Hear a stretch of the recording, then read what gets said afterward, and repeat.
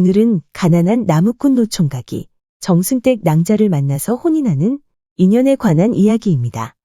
구독과 좋아요 그리고 알람 설정 부탁드립니다. 재미있고도 좋은 글로 보답하겠습니다. 옛날 조선 23대 순조임금 시대에 경기도 어떤 동네에 윤덕삼이라는 사람이 있었다. 70노모를 봉양하는 덕삼은 나이 30이 다 되도록 노총각 신세였다.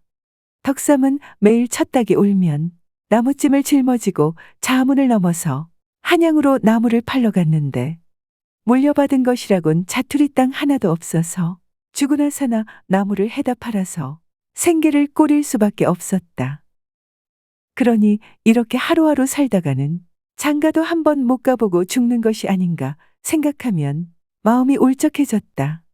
더욱이 3대 독자 외아들이라 후손이 끊길 테니 조상님께 죄송해도 보통 죄송한 일이 아니었다. 하루는 나무찜을 짊어지고 세검정 쪽을 향해 부지런히 가는데 귀에 선 목탁 소리가 어디선가에서 들려왔다. 다리도 아프고 하여 지게를 내려놓고 바라보니 개천 건너 옥천암이라는 암자에서 나는 소리였다.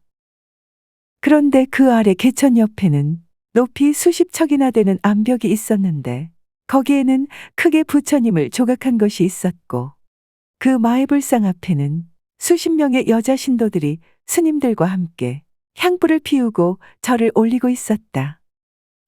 그전에도 보지 못한 것은 아니었지만 아무 생각 없이 무심하게 지났는데 이날은 이상하게도 의심이 생겼다. 이 사람들은 무엇 때문에 저런 짓을 하고 있을까? 저렇게 하면 돌부처가 무슨 소원이라도 이루어 준단 말인가? 천지사방으로 돌아다니는 우리도 마음대로 못하는 일을 한 걸음도 걷지 못하고 그냥 서 있는 돌덩어리가 무슨 용 빼는 재주가 있어서 사람들을 도와준단 말인가? 이런 생각에 잠겨 있는 동안 여인들이 불공을 마치고 건너왔다. 덕삼은 그중 한 노파를 향해 물었다. 저 바위에 새겨진 부처님은 누구며 할머니는 무엇 때문에 그 부처에 대고 절을 하고 빕니까? 그랬더니 그 호호할머니가 웃으며 말했다. 총각은 얼굴도 미남이고 생긴 것도 똑똑하게 잘생겼는데 불교에 관해서는 잘 모르는구먼. 저 암벽에 새긴 상은 부처님 상이 아니라 해수관세음보살 상이네. 해수관세음보살은 동해, 서해, 남해 할 것 없이 모든 바닷가, 언덕 위에 계신다는 보살이라네. 동해 안에는 양양 낙산사 홍련암의 관세음보살이 있고 남해 안에는 남해 금산 보리암의 관세음보살이 있으며 서해 안에는 강화 성모도 보문사의 관세음보살이 계신다네. 옥천암에는 바다에 가지 못하는 사람들을 위하여 좋은 인연을 맺으라고 암벽에 새겨놓은 해수 관세음보살이 있는데 영험이 대단하여 누구든지 저 보살님께 제대로 정성을 들이면 틀림없이 모든 소망을 다 이루어준다네. 노파의 말을 들은 덕삼이 툴툴거렸다. 보살이라 해도 돌덩어리일 뿐인데 돌덩어리가 무슨 신통력이 있어 우리의 소원을 이루어 줄 수 있습니까? 그것은 모르는 말이네. 그냥 바위가 아니고 관세음보살을 새겨 모신 바위니까 우리가 그 명호를 부르고 지성으로 마음을 모아 간절하게 빌면 관세음보살의 신령이 천리만리라도 걸림없이 오셔서 우리의 정성을 받고는 소원을 이루어주는 것일세. 그러기에 절 중에 제일 신통력이 있는 절은 간절이라는 말도 있지 않은가? 정성이 부족하고 믿는 마음이 부족한 사람에겐 그저 쓸모없는 돌덩어리로 보이지만 간절하고 절실하게 빌면 무정한 돌덩어리로 여겨졌던 것이 영험을 가진 관세음보살님으로 나투는 것일세. 소원을 이루고 이루지 못하는 것은 돌로 만든 보살에게 달린 것이 아니라 우리의 정성과 신심여하에 있는 것일세. 참으로 그럴까요? 그렇고 말고 옥천암에 다니는 신자가 수백 명인데 소원을 이루지 못한 사람이 한 사람도 없다네. 세상에 무슨 할 일이 없어서 이 험한 산골짜기까지 올라와 정성을 들이겠는가. 가만히 생각을 해보게. 여자들은 마음이 단심이라 믿어도 철저하게 믿기 때문에 소원을 이루는데, 자네 같은 남자들은 괜히 얕보고는 건성건성 빌기 때문에 성취가 제대로 안 되는 것이네. 그저 단심이 제일이네.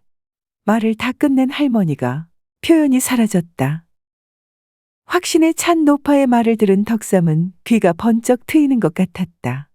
다음 날부터 옥천암 앞을 지날 때 길섭에 나무찜을 버티어 놓고는 개천을 건너서 건너편 해수관 세운 보살에게 가서는 수십 번씩 절을 하면서 마음속으로 빌었다. 대자대비하신 관세음 보살님이시여, 장가를 가게 해주시어 자손이 없는 불효의 죄를 그만 저지르게 해주시고, 많은 재물을 바라는 건 아닙니다.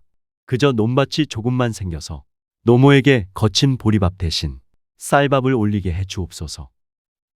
절을 하다 보니 아무래도 무언가가 모자란 것 같았다.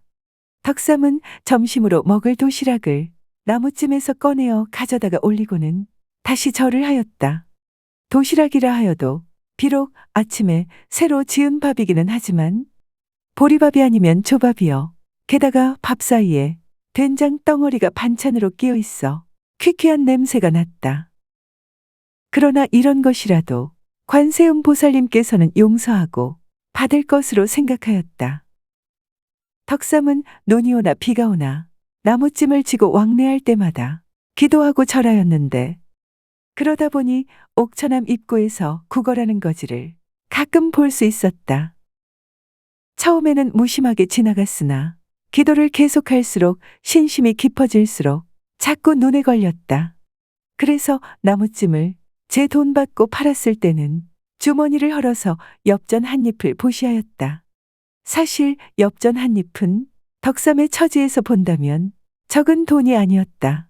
하지만 그래야만 할 것 같았다. 그러다 보니 이번에는 옥천암이 눈에 걸렸다. 빌기만 하는 것은 너무 염치 없는 짓 같아서 무언가 보시해야 할 것 같았다. 그래서 열흘에 한 번씩 나무를 장에 가져다 파는 대신에 아무도 보는 사람이 없을 때 공양간 입구에 슬쩍 가져다 놓았다. 오며 가며 해수관 세운 보살에게 절하고 기도하는 사이에 어느덧 추운 겨울이 지나고 따스한 봄이 돌아왔다. 그날도 덕삼은 나무를 팔러 가는 길에 옥천암 해수관 세운 보살에게 들렀다. 그런데 갑자기 소나기가 쏟아져 나무를 팔러 한양으로 갈 수가 없었다. 잘 됐다고 생각한 덕삼은 나무찜을 공양간 입구에 부려놓고는 하루 종일 관세음 보살에게 기도하며 절했다. 저녁 무렵에 비가 그치자 집으로 돌아왔는데 그날 밤 꿈에 어떤 귀부인이 나타났다. 나는 옥천암 해수관 세음 보살이다. 너의 정성이 하도 갸륵하여 도와주러 왔다. 내일은 나무를 팔러 가지 마라. 그 대신 첫 딸기 울기 전에 자문에 가서는 문이 열릴 때까지 기다려라. 자문이 열리면 한양 쪽에서 나와서는 세검정 쪽으로 가는 여인이 있을 것이다. 그러면 따라가서 어디로 가시는 누구인지는 모르나 제가 안내하여 줄 터이니 저를 따라오십시오. 하고 그 여인을 너의 집으로 인도하면 그토록 간절한 너의 소원을 이루게 될 것이다. 하고는 사라졌다.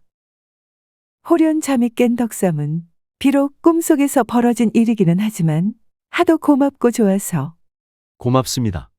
꼭 그렇게 하겠습니다. 하고 허공을 향하여 두 손을 모아 합장하였다. 그러고는 바쁘게 매무새를 고치고는 집을 나오려 하자 어머니가 물었다. 얘야, 첫 닭도 울지 않았는데 벌써 나가느냐? 어머니, 만날 사람이 있어 일찍 나갑니다. 배고프겠다. 찬밥 남은 것이라도 먹고 가거라. 하고 모친이 부엌으로 들어가려 하였다. 괜찮아요. 밥 먹을 새가 없습니다. 하고 덕삼은 집을 떠났다. 배고픈 것도 다 잊어버리고 30리를 걸어 자문에 이르고 보니 아직 문이 열리지 않았다. 옛날에는 장안의 사대문은 물론 그 밖의 소문까지도 여닫는 시간이 있어. 그 시간이 아니면 문을 닫고 통행을 금했다. 덕삼이 앉아서 문이 열리기를 기다렸는데 1시경 지나니 문이 열렸다. 그러자 품속에 보퉁이를 아는 어떤 여자가 자문을 나오더니 쏜살같이 새검정으로 내려갔다. 덕삼은 종종 걸음으로 쫓아 내려가서는 소매를 붙들고 꿈속에서 일러준 대로 하였다. 남녀가 유별한데 붙잡고 말하는 것이 실례인 줄 아오나 어디로 가는 낭자이신지 제가 길을 안내해 드리겠습니다. 생파리같이 톡 쏘며 대꾸도 하지 않을 줄 알았던 어여쁜 낭자가 뜻밖에도 잡은 손을 뿌리치지 않고 윤도령이란 총각을 찾아갑니다. 하고 부드러운 말소리로 응대하였다. 너무나도 뜻밖이라 눈이 휘둥그레서는 덕삼이 대답했다. 제가 윤총각인데요. 네, 그러신가요? 그런데 어떻게 알고 오셨나요? 이리 오실 줄 알고 마중 나왔습니다. 간밤 꿈에 어떤 귀부인이 나타나시어 말씀하시기를 한양의 어떤 낭자가 새벽에 너를 찾아갈 터이니 잘 보살펴주라. 고하시더군요. 그래서 마중 나왔습니다. 저에게도 어떤 귀부인이 간밤에 꿈에 나타나 내가 자문을 나아가면 어떤 사나이를 만날 것이다. 그는 윤도령이라는 총각이다. 그를 따라가면 큰 이로움이 있을 것이니 따라가거라. 하시길래 그 말씀을 기억하여 여기 나왔습니다. 어쩌면 그렇게도 꿈이 같을까요? 그게 다 천생연분을 만나게 해주려는 관세음보살의 가피입니다. 세상에 어찌 이런 일이? 그러니 말입니다.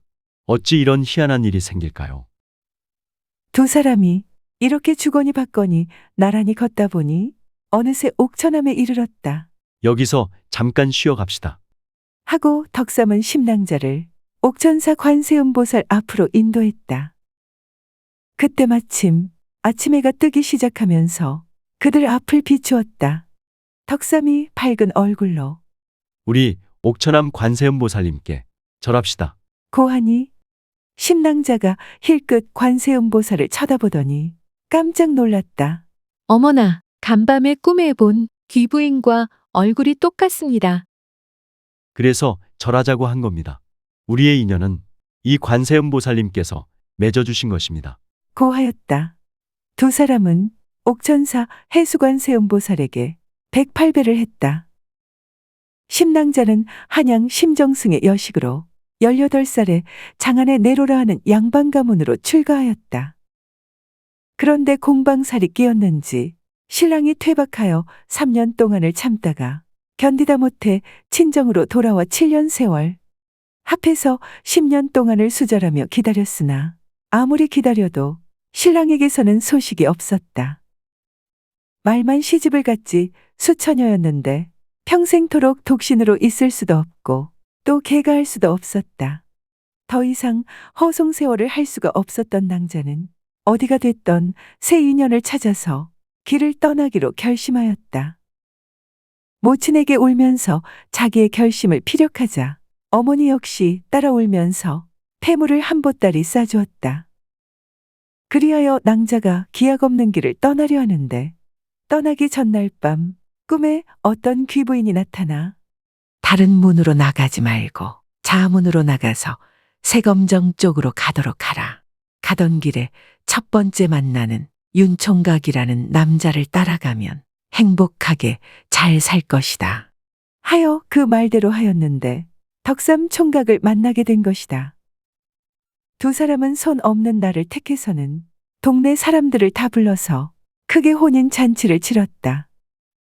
그런 다음 심낭자가 가지고 온 폐물을 팔아 집과 전답을 사니 하루아침에 인근 백리 안에서 제일 가는 부자가 되었다.